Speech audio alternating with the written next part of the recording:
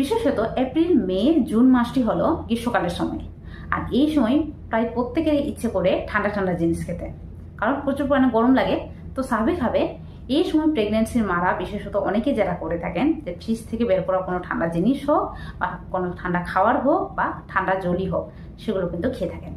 বিশেষত এই সময় আপনি যদি ঠান্ডা জল বা কোনো ঠান্ডা খাবার খেয়ে থাকেন, সেক্ষেত্রে আপনার নর্মাল ডেলিভারি হওয়ার চান্স কিন্তু আপনি ভুলে যান।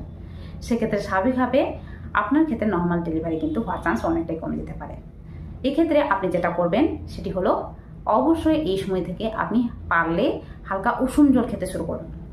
আবার যদি না পারেন, সেক্ষেত্রে অবশ্যই বলবো রাতে ঘুমোতে যাওয়ার আগে 1 থেকে 2 গ্লাস প্রতিদিন হালকা উষুম জল খাবেন। এবং সারাদিনে যে জলটি খাবেন সেটি হবে নর্মাল ওয়াটার বা বাড়িখার নর্মাল জল, কখনোই ঠান্ডা জল খেতে যাবেন না। সেক্ষেত্রে স্বাভাবিকভাবে আপনার ক্ষেত্রে কিন্তু ঠিক সময়ে প্রসব ব্যথা উঠবে না। এক্ষেত্রে নর্মাল ডেলিভারি হওয়ার চান্স কিন্তু অনেকটাই কমে যাবে। দ্বিতীয় যে টিপসটির কথা বলবো সেটি হলো, এই সময় জল খাওয়ার মাত্রাটি। বিশেষত প্রত্যেকটা প্রেগনেন্সি মাকে বলা হয় থেকে পুরো প্রেগনেন্সিতে 3 থেকে 3.5 লিটার জল খেতে। এই সময় বিশেষত ডেলিভারির সময় চলে এসছে, এই সময় গ্রীষ্মকালের সময়। আর এই সময় বেশিরভাগ ক্ষেত্রেই যেটা হয়ে থাকে, জলের মাত্রা কম থাকে, যার কারণে কিন্তু স্বাভাবিকভাবে বাচ্চা যে জলের মধ্যে রয়েছে, বিশেষত যাকে অ্যামনিওটিক ফ্লুইড বলা হয়ে থাকে, এই অ্যামনিওটিক ফ্লুইডের পরিমাণ কমে যায়।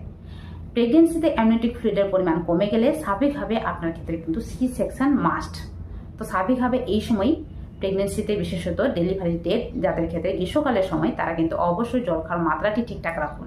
জল খাওয়ার মাত্রা কমে গেলে আপনার নর্মাল ডেলিভারি হওয়ার চান্স কিন্তু কমে যেতে পারে। অবশ্যই এই সময় 3 থেকে 3.5 লিটার জল মনে করে খাবেন। এক্ষেত্রে আপনার জল খাওয়ার ইচ্ছা না করলে অবশ্যই যেটা করতে পারেন সেটি হলো বিভিন্ন রকম ফলের জুস খান, এছাড়াও ডাবের জল খান, এমনকি ছাঁচ খান।